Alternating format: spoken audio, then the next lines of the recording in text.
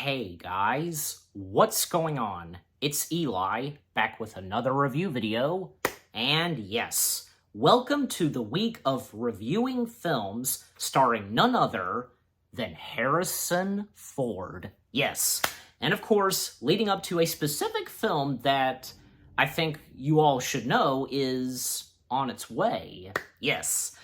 So that's right, you read the title, you know which film I'm first reviewing. That's right, I'm reviewing none other than Blade Runner. Yes. And also in the title, I'm reviewing the final cut, because yeah, it seems like, yeah, the Blade Runner, the final cut, is the superior version of Blade Runner, especially since, obviously, like, Ridley Scott, wanting to go back and touch up some stuff that, he obviously had envisioned for the Blade Runner film, but, they couldn't really do when they were working on the film. So you get my point. All right, so I'll go ahead and read the description/story first. A Blade Runner must pursue and terminate 4 replicants who stole a ship in space and have returned to Earth to find their creator.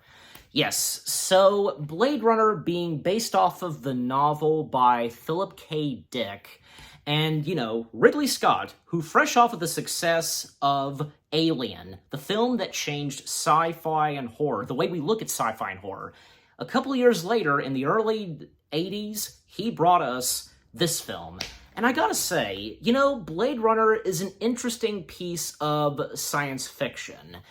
I mean, it is. I mean, the way it's done and the storytelling and just the cinematography. And there's a lot of emotion to this movie. And, the whole thing of replicants and the fact that, replicants, they are labeled as, considered illegal on Earth, and they don't have that much, they don't have that many years to live. Like, they have like a 4-year lifespan. And, with them being executed, they don't call it execution, they call it retirement. Like, yeah, that's a simple way of, of how to kill them and what they're calling it. But anyways, and yeah, like the 4 replicants, like, replicants, I guess, if I'm correct, like, replicating, people who had lived before, you get my point, and they're brought back to life as a replicant. I think, yeah. Sounds about right. And the 4 replicants, because, they arrive on Earth, as I said, I read the story, and they're basically, like, roaming around the city. And this film, according to the film, it takes place in November of 2019. Yeah, obviously back when, people thought that that's what the future was going to be like. Like, good example, like Back to the Future Part 2. Like, they thought that's what the future was going to look like. You get my point. So, one of those movies, I can also think of the animated Transformers movie that takes place in 2005.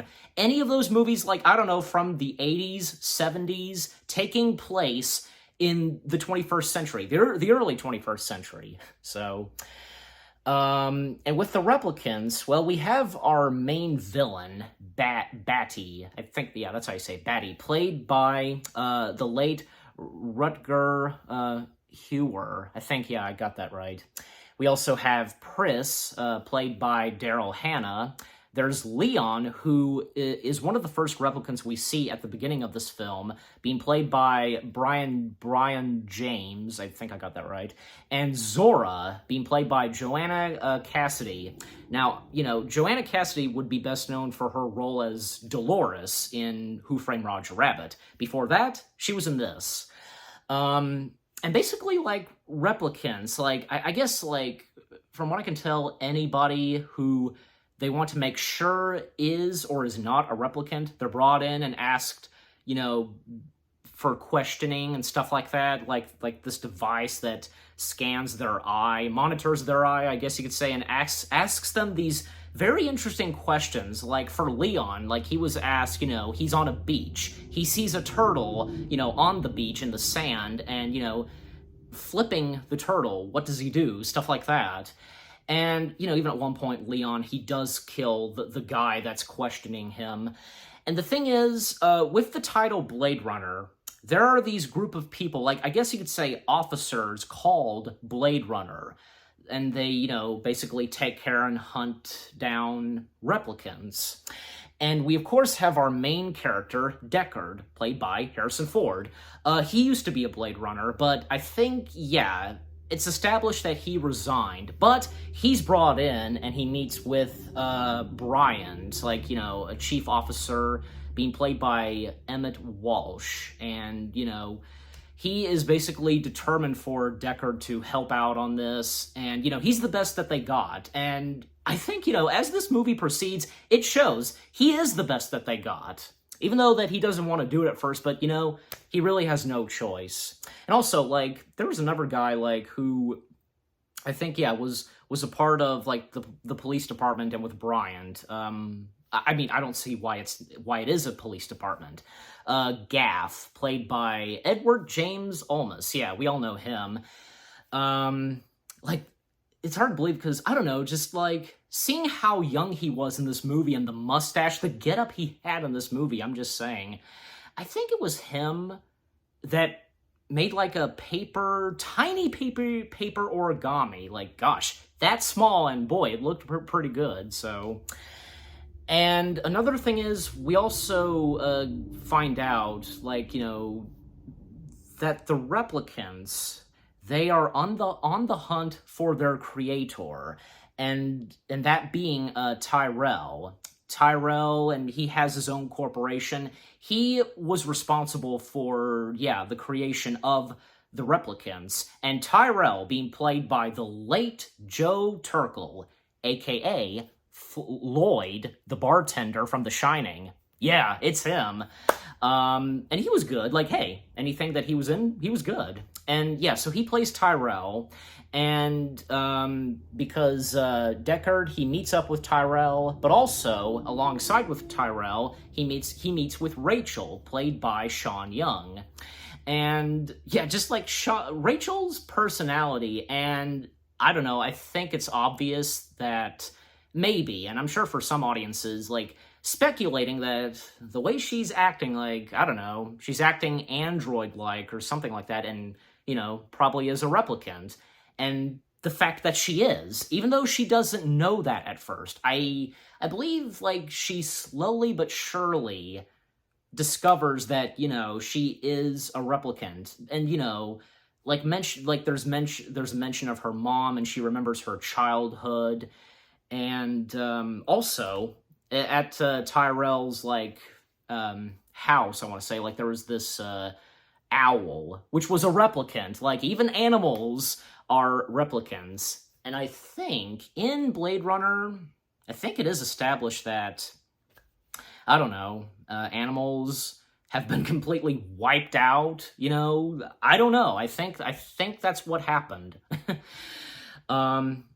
And, to speed things up a little, because, moments between Deckard and Rachel, and, Deckard confronting Rachel about, her past and, her mother. Gosh, Rachel at one point, said about her mother that, like, this spider who gave birth to baby spiders, and all the baby spiders ate her mother? Like, good golly.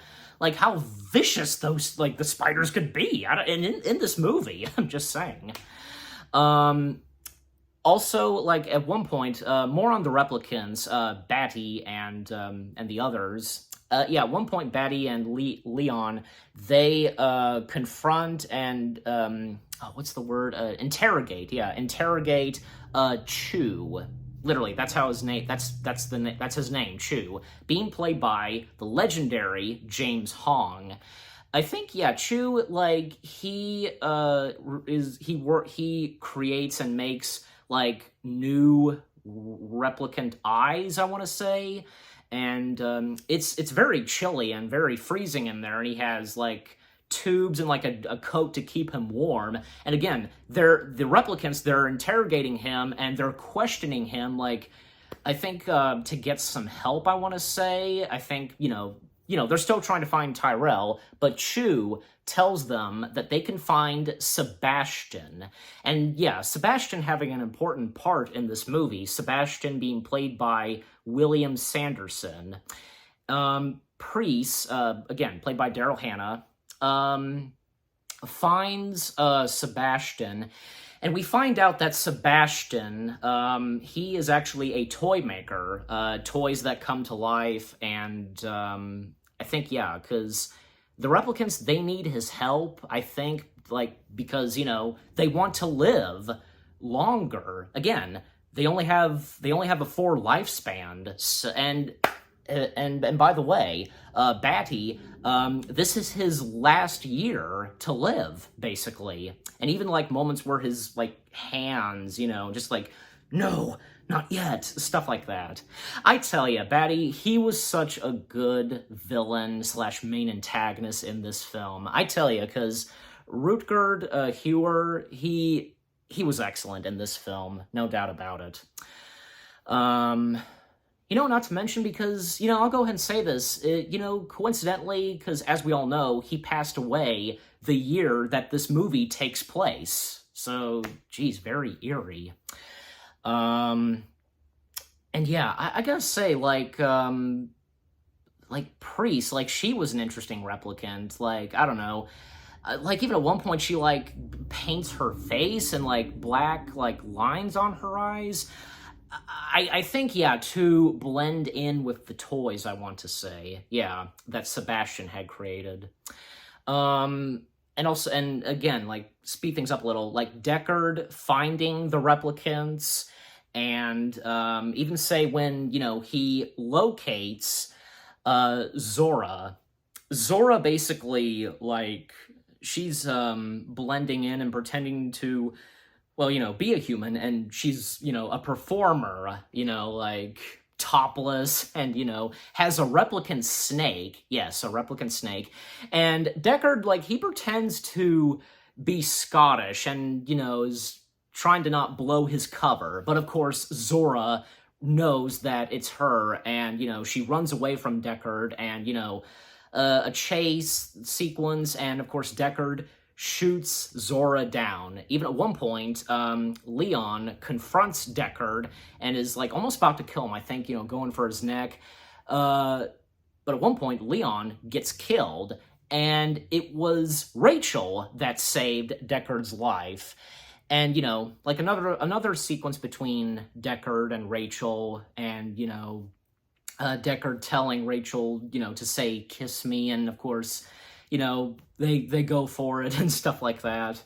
And, yeah, so there are 2 replicants that were killed, and only 2 left. And so, Deckard finding and locating the last 2 remaining replicants, which being Priest and Batty.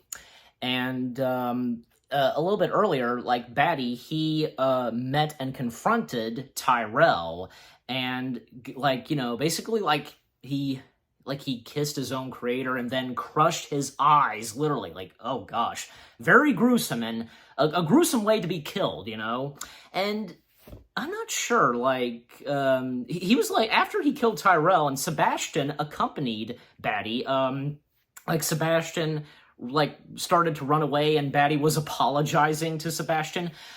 I'm not sure, like, I think that was the last we see of Sebastian. I assume that Batty disposed Sebastian, pretty much, so. And Deckard going into Sebastian's apartment, yeah, and that's where Priest, she blends in with the toys, and a very intense fight, like, Priest, like, on top of Deckard, and, like, trying to choke him with her legs and stuff like that. And even, like, Priest at, doing a couple of flips, like, that's one of her skills. And when Deckard at one point shoots Priest, like, oh my gosh, like, very realistic and intense because, of her just screaming and just shaking, just all that stuff. I mean, obviously, where Deckard shoot Priest, like, must have hit a servo or something like that, and just causing her to just, move like crazy. But of course, Deckard, shoots her again, and she's done for. She's dead. And of course, we get the confrontation between Deckard and Batty, and golly, because I'm sure, like, not what many people would expect when watching this for the first time, because, Batty just chasing after Deckard, and even at one point, has his hand and breaking a couple of his fingers. Good golly. And even say when Deckard is trying to fix his fingers, like, yeah, you can hear it, and it's, not comfortable. And, like, him screaming, like, obviously it would hurt. And, and at this point, Batty, he is this close to dying, and even with, as I mentioned, his hands, and, like, he's this close to dying. And, I tell you, Batty, he gives a lot of speeches in this film, and especially, I want to say a heartwarming speech, I don't know, an emotional speech to Deckard before he dies. And, like, we never saw him, like, have this. He pulls out a dove. Like, where did he get that dove? And how long was he holding that dove? Like, I don't know. And, after Batty gives his emotional speech, he dies. His head lowers down, and he releases, the dove.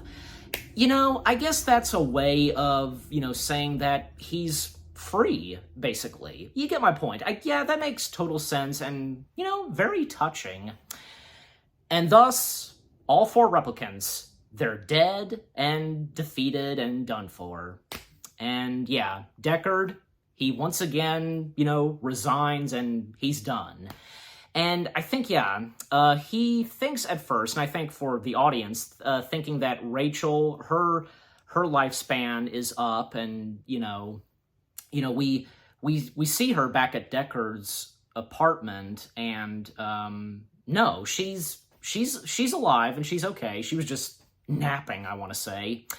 And the way that the movie ends, like, I think, Deckard and Rachel, they get together, and Deckard, like, protecting Rachel, and they leave his apartment, they get in the elevator closes, and boom!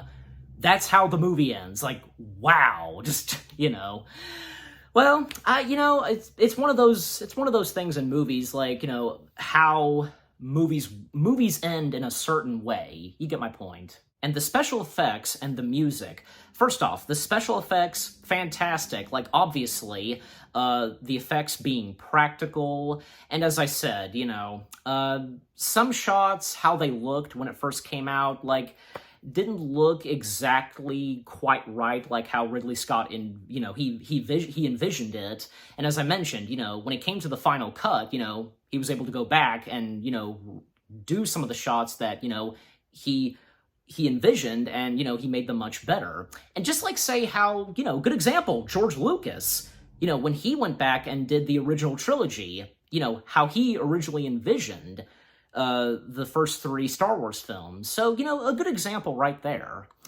And the music, very good and very emotional. I gotta say, like, beautiful music, like, on piano, and obviously, since this is a sci-fi film, it has to be, futuristic music. You get my point. So, yeah, really good. Blade Runner is, without a doubt, a very interesting piece of science fiction. And it's a masterpiece, and it's a science fiction classic, pretty much. And, I think it's pretty good, and, again, with the storytelling, the characters, the emotion, and the funny moments in this movie, they're pretty good too. Just everything to this movie is really good. Like, Ridley Scott is such a good director, and, he never disappoints with the movies that he makes. And I'm giving this film 8 out of 10 stars. And I'm giving this film 8 out of 10 stars. Yes, 8 out of 10 stars for Blade Runner. And what about you guys? What do you think of the film itself, and what did you think of my review? Leave comments and give this review video a like, as always. So, with all that being said, thank you very much for watching. I hope you guys enjoyed my review of Blade Runner, The Final Cut. More review videos coming your way. They're going to be awesome. Keep looking forward, and I'll see you guys in the next video/review. And of course, the week of reviewing movies starring Harrison Ford has just begun. Stay tuned later tonight for the next movie I'm going to be reviewing. Well, let's just say Harrison Ford is a fugitive. You know what I'm talking about. Stay tuned for that. Take care, and peace out.